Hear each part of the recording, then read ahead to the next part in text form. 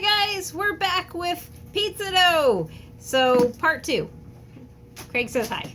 So what you're gonna do is you're gonna divide your pizza dough into 2 separate balls. If there's 2 of you guys at home, this is a great recipe for 2 separate pizzas, but it makes a lot. So I would say you could even get 3 or 4 out of this. I wish you guys were here. It smells amazing with that Johnny's seasoning in it. And check out the gluten development in there. So I didn't let mine rest for the full 4 hours that this calls for. It says 2 to 4 hours. Craig got home and he and I are both kind of hungry, and I got a little bit of a late start on this. So what you guys are going to do is you're going to separate it into however many you're making and lay a little flour down or a little oil. I don't need to. I got a good granite surface. They don't tend to stick to that. Get your oven preheated to 450 degrees. I'm going to do that right now. Oh, Craig already did it. Man, it's handy having a helper. So preheat that oven to 450, and what you're going to do is you're going to roll your dough out to the shape you want. So I kind of like to do, you know, somewhat of a circle, but I don't always succeed. Sometimes it's more of a creative kindergarten shape is what I like to call it. But get it to the shape you want, and you want it relatively thin.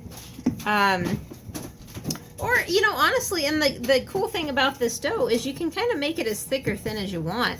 If you want a thicker crust, you're going to let it bake a little bit longer. If you want a thinner crust, you don't have to have it bake quite as long because it, you know, it'll get crispier, done quicker. I like my crust a little bit thinner.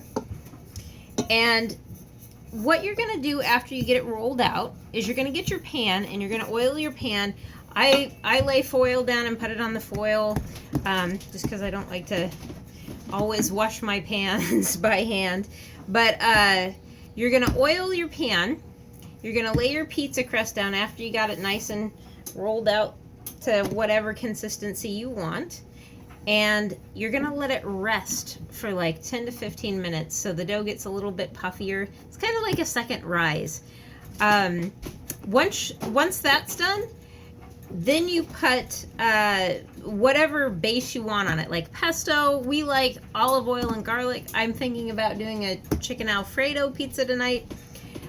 You put your base down and then your toppings, but you do not put your cheese on during the first round of baking. So let it rest 10 minutes. Put your toppings on and your base, your sauce, and then bake it for 5 minutes at 450. 5 minutes, 450. And when you take it out, that's when you then put your cheese on it and you put it back in for 5 to 7 more minutes. So again, let it rest for 10 to 15 minutes after you roll it out. Put it in the oven with the toppings and your sauce for 5 minutes.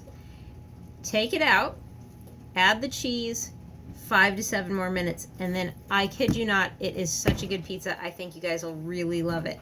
So I got this recipe, again, I think I mentioned in the first video, it's a King Arthur recipe, King Arthur flour recipe. But yeah, that's it. That's how simple pizza dough is. It's a 4-hour process, and I think you guys will love it. So hopefully you enjoy this sourdough tutorial on pizza dough, and hopefully I see you guys slinging some dough pretty soon.